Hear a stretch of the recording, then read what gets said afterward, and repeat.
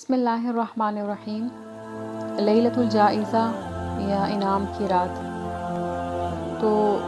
رمضان کی آخری رات جو کہ آخری روزہ افطار کرنے کے بعد سے شروع ہوتی ہے، یعنی عید کی صبح سے پہلے والی رات، تو اس رات کے قیام اور اس میں عبادت وغیرہ کے حوالے سے کچھ احادیث پیش کی جاتی ہیں، جو کہ ایک روایت یہاں بتائی جائے کہ یہ بہت ضعیف ہے کہ رسول اللہ صلی اللہ علیہ وسلم نے ارشاد فرمایا کہ جب عید الفطر کی رات ہوتی ہے تو اس کا نام آسمانوں پر لیلۃ الجائزہ یعنی انعام کی رات سے لیا جاتا ہے، اور جب عید کی صبح ہوتی ہے تو اللہ تعالیٰ فرشتوں کو تمام شہروں میں بھیجتے ہیں اور وہ زمین پر اتر کر تمام گلیوں اور رستوں کے سروں پر کھڑے ہو جاتے ہیں اور پکارتے ہیں۔ ان کی آواز جنوں اور انسانوں کے علاوہ تمام مخلوقات سنتی ہے کہ اے محمد صلی اللہ علیہ وسلم کی امت، اس کریم رب کی درگاہ کی طرف چلو جو بہت زیادہ عطا فرمانے والا ہے اور بڑے سے بڑے قصور کو معاف فرمانے والا ہے۔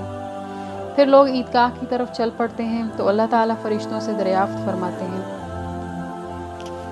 کیا بدلہ ہے اس مزدور کا جو اپنا کام پورا کر چکا ہو؟ وہ عرض کرتے ہیں، اے ہمارے معبود اور ہمارے مالک، اس کا بدلہ یہی ہے کہ اس کی مزدوری پوری کی پوری دے دی جائے۔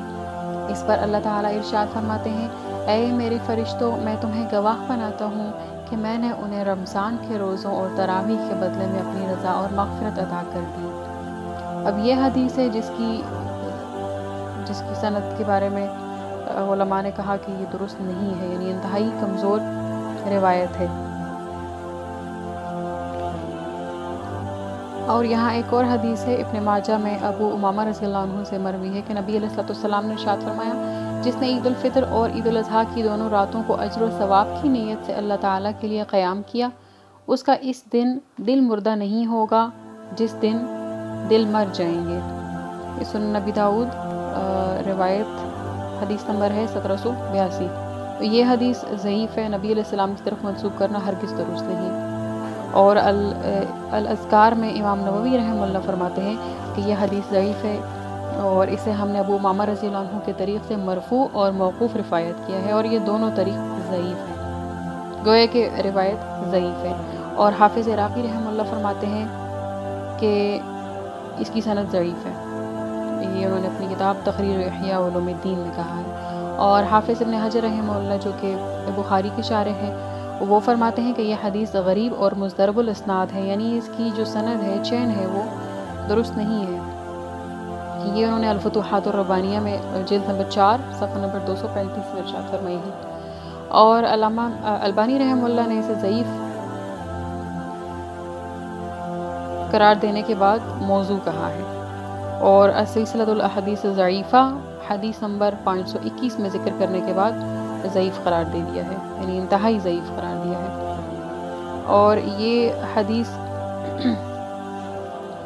طبرانی نے الاوسط اور کبیر میں روایت کی ہے، اور اس کی سند میں عمر بن ہارون بلخی ہے جس پر ضعف غالب ہے، گویا حدیث ضعیف ہے۔ اور علماء کا کہنا ہے کہ عیدین کی رات نفل اور دوسری عبادات کر کے شب بیداری کرنا مستحب ہے۔ اب علماء نے امامہ رضی اللہ عنہ کی حدیث سے استدلال لیا ہے کہ نبی علیہ السلام نے فرمایا کہ جس نے عیدین کی رات شب بیداری کی اس کا دل مردہ نہیں ہوگا جس دن دل مردہ ہو جائیں گے۔ اور امام شافعی رحمہ اللہ اور ابن ماجہ کی روایت میں ہے کہ یہی جو ابھی روایت ہم نے ذکر کی،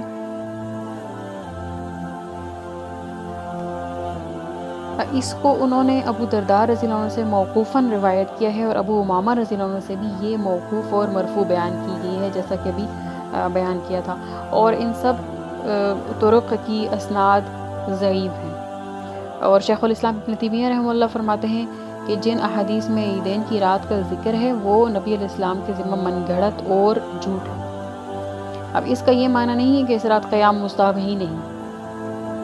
ٹھیک، یعنی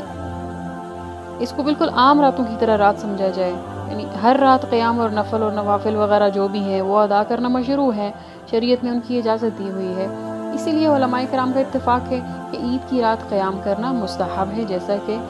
اس کو الموسوعۃ الفقہیہ جلد نمبر 2 صفحہ نمبر 235 میں بھی نقل کیا گیا ہے۔ اور مقصود صرف یہ کہنا ہے کہ اس رات کا جو قیام ہے اس کی فضیلت میں وارد ہونے والی احادیث ضعیف ہیں۔ گویا اگر اس کو عام راتوں کی ہی طرح مستحب سمجھ کر اس میں قیام کیا جائے اور عبادت کی جائے تو درست ہے، اور بہتر بھی یہی ہے کہ پورا رمضان عبادات کرنے کے بعد، روزہ اور قیام لیل کرنے کے بعد اس رات کو عبادت ہی میں گزارا جائے تاکہ اختتام اور آخر اچھا ہو جائے، جیسا کہ نبی علیہ السلام نے ارشاد فرمایا کہ انما الاعمال بالخواتیم، کہ اعمال کا دار و مدار اس کے خاتمہ پر ہوتا ہے۔ تو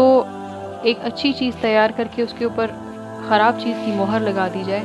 تو مناسب نہیں لگتا، تو بہتر یہ ہے کہ اس رات کو گزشتہ راتوں ہی کی طرح اچھے طریقے سے، عمدہ طریقے سے عبادت میں اور قیام میں گزار دیا جائے، لیکن ایک عام رات ہی سمجھ کر، یہ نہیں کہ اس رات کے لیے کچھ الگ سے فضیلت نازل ہوئی ہے۔